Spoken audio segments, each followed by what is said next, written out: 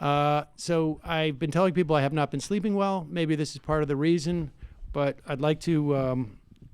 Well, first, do we have a clip of Donald Trump to explicate this? This is yeah. Which one was it? Oh, number 2. Let's play number 2. This is Donald Trump with what was his former friend, Fox News' Maria Bartiromo, on the issue of Senator McCain.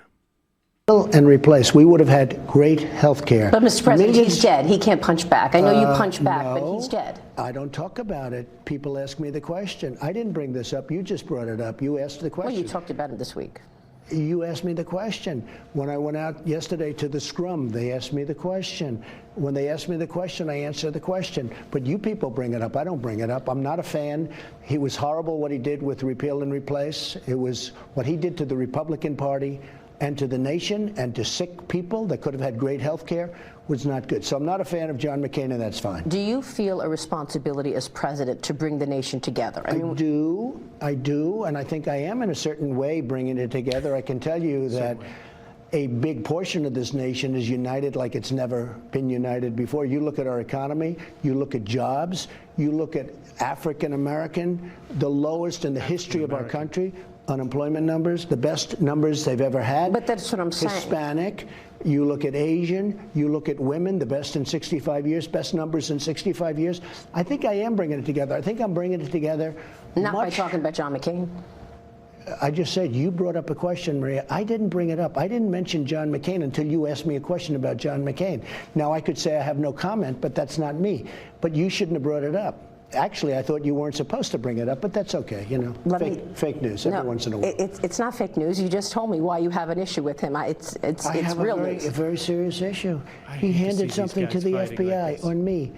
He knew it was a fake. He handed it to the FBI. That's an issue. And now we're going to get repeal and replace of Obamacare. He campaigned for years. That's an issue. But I didn't bring it up, Maria. You did. Wow. I really feel like there's some type of falling out there. Anyways, like I say, I have not been sleeping well, and I think I know part of the reason. I don't know if you're there or on what device that we could be reaching you, but Senator John McCain's ghost, are you with us? How are you, my friend? The pipes keeping you up at night? They are. Thank you for joining us. I don't know where he sounds like. Is there any way you can turn him down? I don't know if there's a... Senator, can you just, give a countdown We're going from 10? through a different, spiritual realm right now. Are you there? I'm right here. Okay, that sounds... Are we good to go? Yeah. Is this a problem? All right. Well, so Senator John McCain's ghost. I have to ask you, why are you hunting Donald Trump in this way? Well, my friend, as you know, John McCain always tells it like it is, which is the opposite of Donald Trump. And it's a complete lie. I haven't been haunting him at all. I've been haunting Joy Behar, who has been a total bitch to my daughter on The View. So that's who I've been haunting, my friend. And the idea that Donald Trump, where was he in Vietnam? I've been haunting Joy, and one night I made Whoopi think that her dreads that there was a bird in her dreads. But besides that, it's all been Joy. A bird in her dreads. Okay. But so you're telling me you haven't been, because it really appears like, you died months ago, a year ago, I don't know. And Donald Trump seems to be constantly talking about him. You're telling me that you have not been haunting him. I have not been haunting Donald Trump. It's been a very disorienting time for me. And I'll tell you, the most disorienting part of even realizing of what it's been like to be dead is a completely different life-altering experience. Donald Trump has nothing to do with it. Well, what has been disorienting about being dead? Well, for one, getting used to not having a physical form, and secondly, not getting invited on Meet the Press on a weekly basis. Right.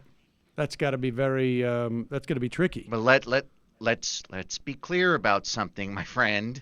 Whatever it is, in my spiritual form, not getting invited on Meet the Press, You know what it is? What?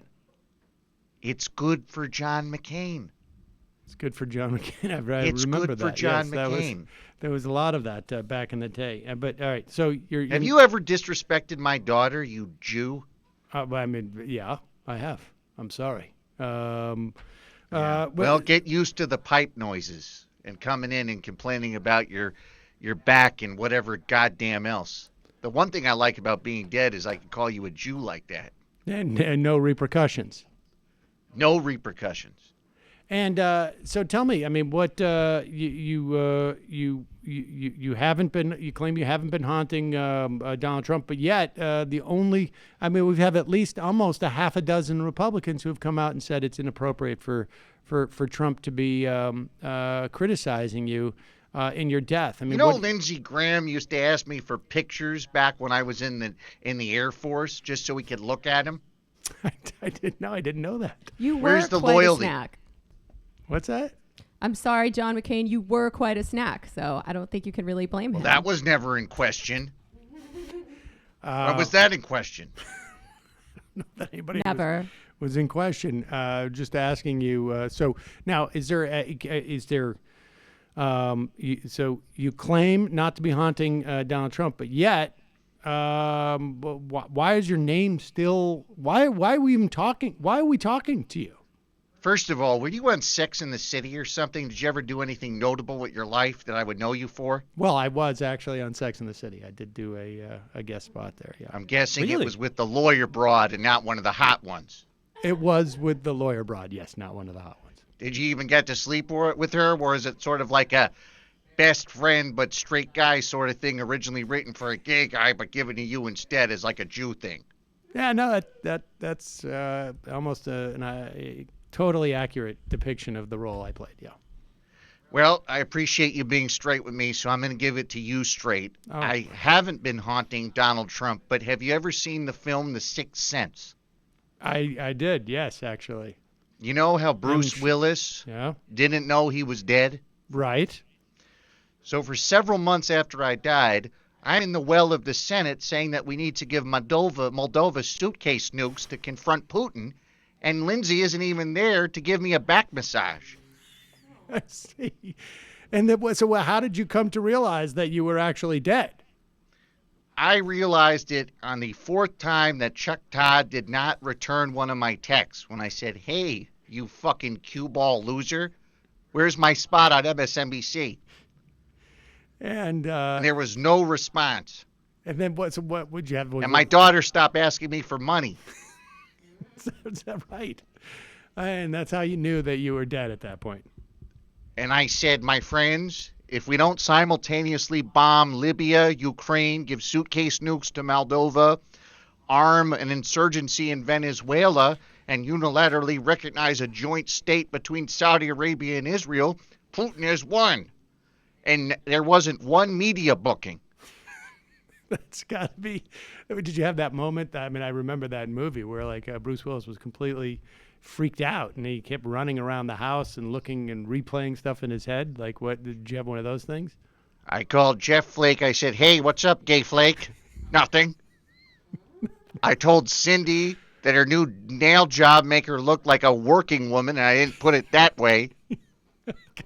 Nothing registered. Nothing registered. Just ignored. Just like totally ignored. Yeah. No, that. As you can imagine, having a complete narcissistic personality disorder is very difficult when you're a ghost. I can imagine that's difficult. Have you reached out to anybody else? I mean, it's sort of weird that you and I would connect because I was never quite the fan. Well, I mean, I was obviously never a fan of you. I found politics aside, Janine Garofalo to be a much more appealing radio personality. All right, fair enough. But I've always enjoyed the company of Jews who bitch and whine about their health, and since Joe, like Lindsay, has completely portrayed me not only to Trump, but the goddamn Chinese, and I can't seem to get an NBC booker to get booked as a ghost, but that's what we're working on, my friend. So I would like to come in my spiritual form and explain why, of course, we can assassinate Maduro actually very easily. So you've come to me because Joe Lieberman wasn't available. Is that what you're saying? Is that the most insulting thing you've ever heard in your life? Well, it's pretty close. I mean, my kid's a little bit worse. But You look like, I bet your facial expression, which I can see right now spiritually, looks like my wife when I tell her what her hair job makes her look like. all right. Well, listen, John McCain's ghost, thank you so much for taking the time today. Maybe we will talk to you again in the future. I will see you tonight, my friend. But I hope you enjoy your Casper mattress because no rest. Oh, well, I appreciate that. Thank you very much. That's great. That was a Wow. great Casper plug. John McCain's ghost doesn't mince words. He's super cranky still. He's already canceled, so he can say whatever he wants.